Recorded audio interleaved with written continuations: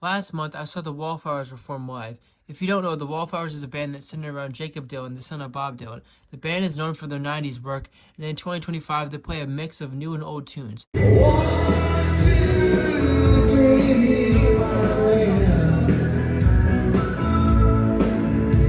there's got to be somebody we trust. You're right, mother. We'll be reviewing the concert, what I thought of it. I think most people are familiar with the band's couple big hits and nothing else. I listened to Bring Down the Horse from 1996 and their newest LP, Exit Wounds, from 2021, before the concert. Jacob Dylan didn't talk much during the performance, but when he did, he was really funny and charismatic. We'll also be talking about the concept of Nepo babies, celebrities who are in the same industry as their parents. It's the divide between talent and just benefiting off of fame because your parents are famous. However, I have evidence to argue that Jacob Dylan has successfully stepped out of his father's shadow and can stand on his own as a solo artist. Does talent run in a family? How does one divorce themselves from the image of their parent? Does the leap into fame have to be earned, or is it cheating to become famous so easily? Or is it not about that? And for people like Jacob Dylan, is creating a fun concert experience and a legacy that can last for generations of music lovers the ultimate goal? Before we delve into all that, let's talk about the concert itself. Now, I've seen better shows, but this was not bad in the slightest. It's amazing that the Wallflowers still have remarkable charm and skill and can put on a good show, continuing through the decades. I didn't know all the songs, but recognized a lot of from their first two albums, the two albums that I listened to, from their sophomore success and their most recent LP. For instance, their song after 2021's Exit Wounds, Roots and Wings, is one of my favorite songs of theirs. It's about a breakup, but it's still optimistic, talking about how even though she's with another guy now, he's the one that still built that foundation of hers and taught her so much, and for that he's glad she's in a better place. At least that's how I interpret the song, which is also in a massive groove. It's got amazing, it's a great song.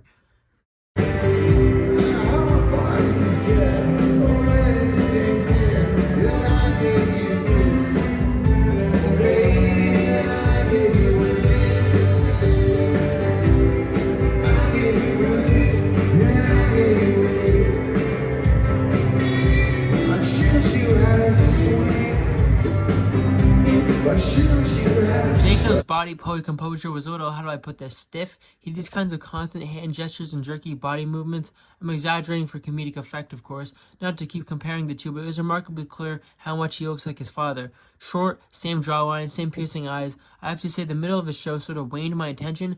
It could have been my fault for not knowing more of their songs, but in the middle of the concert seemed to drag a little bit, and that's never a good thing. In other words, I felt like I could go to the bathroom and not miss much.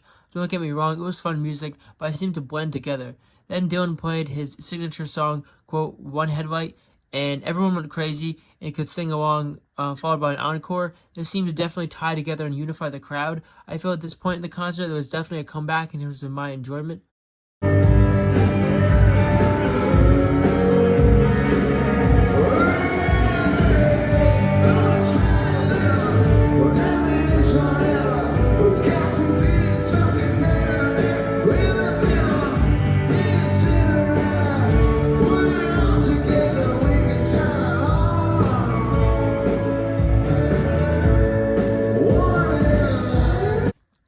He then followed the encore by playing some Tom Petty covers. It was funny to think that Tom Petty was sort of like Jacob Dylan's uncle in a way, as he worked with Bob Dylan a lot in the 80s.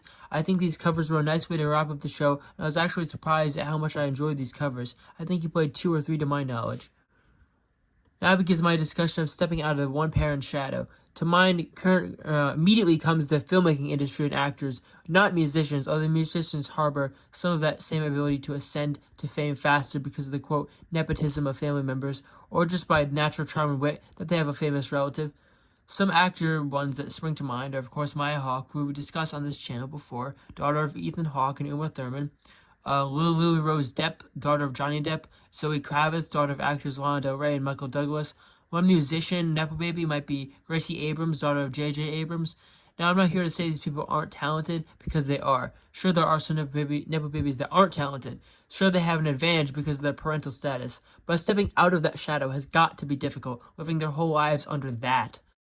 Jacob Dylan has had immeasurable hurdles debuting as an artist in the 90s, I'd imagine. With his own music, everyone had to have been calling him just the son of Bob Dylan.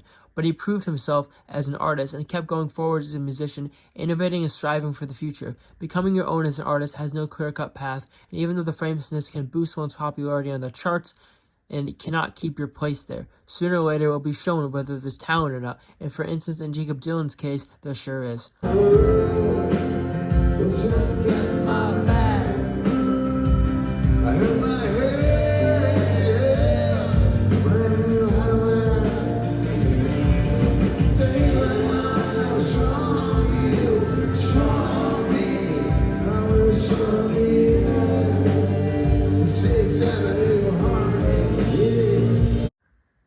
Overall, in my humble opinion, what is needed for someone to form a roots of famous parents to step out of their shadow is to prove that they are capable and competent in their own right of being an artist, actor, musician, or any craft that distinguishes them as separate from their parents.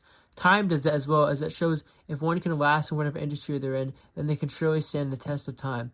The Wallflowers, band of Jakob Dylan, do just that. They would have put on a compelling show decades after their debut as a band, showing that their newest LP, Exit Wounds, showing that they're not just a one-hit album wonder. One thing's for certain, if Jakob Dylan used to be stuck under that shadow of his father, he certainly stepped out of it. And if he is a Nepo baby, then he sure as hell redeemed himself. That's all for now.